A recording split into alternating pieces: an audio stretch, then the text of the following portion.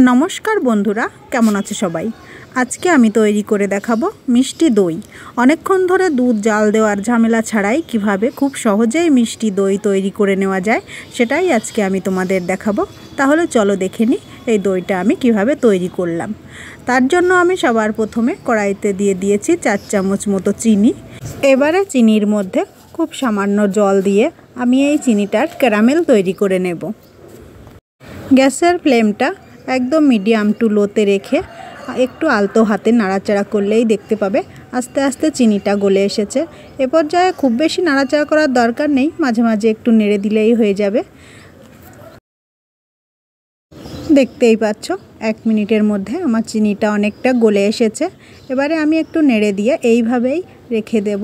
এইভাবে কিছুক্ষণ রেখে দিলেই দেখতে পাবে চিনিটাতে আস্তে আস্তে কালার চলে এসেছে। তো দেখতেই পাচ্ছ চিনিটাতে আমার কালার এসে গেছে। এই পর্যায়ে একটু নাড়াচাড়া করতে করতে আরও একটু কালার আসা পর্যন্ত অপেক্ষা করতে হবে। এই পর্যায়ে একটু নাড়াচাড়া না করলে কিন্তু চিনির শিরাটা তলায় আটকে যেতে পারে। আর গ্যাসের ফ্লেমটা এই পর্যায়ে অবশ্যই একদম লোতে রাখতে হবে। আর কাজটা কিন্তু অনেকটা সময় নিয়েই করতে হবে, না হলে কিন্তু পুরো কালো হয়ে যাবে, কালারটা সুন্দর আসবে না। তো দেখতে পাচ্ছ আমার ক্যারামেলের কালারটা কত সুন্দর এসে গেছে। এ পর্যায়ে আমি এর মধ্যে দিয়ে দেব জল, না হলে এরপরে আর বেশি জাল দিলে কালো হয়ে যাবে। প্রথমে অল্প করে একটু জল দিয়ে ভালো করে মিশিয়ে নিয়ে তারপরে আমি এখানে পুরো জলটা দিয়ে দিয়েছি। আমি এখানে যে বাটিটা নিয়েছি এই বাটিটার 2 বাটি জল দিয়ে দেব। এবারে একটু ভালো করে মিশিয়ে নিয়ে আমি এর মধ্যে দিয়ে দেব ওই একই বাটির 1 বাটি পরিমাণ গুঁড়ো দুধ। এবারে দুধটা ভালো করে জলের সাথে মিশিয়ে নেব। আমি এখানে 2 বাটি জলের সাথে কিন্তু 1 বাটি দুধ দিয়েছি। এখানে একটু দুধটা বেশি ব্যবহার করতে হবে, তাহলে দই তৈরি হওয়ার পরে দই কাটলে অনেক সময় দেখা যায় দইয়ের থেকে জল বেরোয়, সেই জলটা আর এক্ষেত্রে বেরোবে না। তো আমি এখানে আরেকটু অল্প চিনি দিয়ে দিচ্ছি। তোমরা এখানে দই যে যতটা মিষ্টি পছন্দ করবে সেই অনুযায়ী চিনি দিয়ে দেবে। তো বন্ধুরা দেখতেই পাচ্ছ দুধটা উতলে গেছে। যেহেতু এখানে দুধের পরিমাণ অনেকটা বেশি আছে তাই আর দুধটা বেশিক্ষণ জাল করার দরকার নেই। একবার উতলে গেলেই একটু ভালো করে নেড়েচেড়ে নিয়ে গ্যাসটা বন্ধ করে দিলেই হয়ে যাবে। এবারে আমি দুধটাকে ঠান্ডা হতে রেখে দেব। ঠান্ডা হওয়ার সময়ও কিন্তু দুধটাকে একটু মাঝে মাঝে নেড়ে দিতে হবে। আধ ঘন্টা পরে দুধটা আমার প্রায় ঠান্ডা হয়ে এসেছে। একদম পুরোপুরি ঠান্ডা হলে কিন্তু চলবে না, একটু উষ্ণ গরম রাখতে হবে, যাতে আমরা একটা আঙুল ডুবিয়ে রাখতে পারি।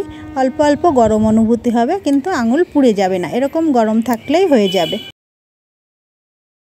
এবারে দইটা তৈরি করার জন্য আমি এখানে নিয়ে নিয়েছি জল ঝরানো টক দই। অবশ্যই চেষ্টা করবে টক দইটার জল ঝরিয়ে নিতে। এবার দইটাকে খুব ভালো করে ফেটিয়ে নিতে হবে, এর মধ্যে যেন কোনো রকম দানা না থাকে। দইটা খুব ভালো করে ফেটিয়ে নেওয়া হয়ে গেলে আমি এর মধ্যে 1 চামচ মতো দুধ দিয়ে দিয়েছি। এবার দুধটাকে ভালো করে দইয়ের সাথে মিশিয়ে তারপরে পুরো দুধের মধ্যে এটাকে আমি ঢেলে দেব। তাহলে কি হবে, দইটা দুধের সাথে খুব ভালো করে মিশে যাবে। এবার আমি এই হাতার সাহায্যে ভালো করে নেড়েচেড়ে প্রায় 2 মিনিট মতো ভালো করে মিশিয়ে নেব। খুব ভালো করে এটাকে মিশিয়ে নিতে হবে। তারপরে আমি আমার যে পাত্রে দই বসাবো সেই পাত্রটা খুব ভালো করে শুকনো করে মুছে নিতে হবে। তারপরে এর মধ্যে দই বসানোর জন্য আমি দুধটাকে দিয়ে দেব।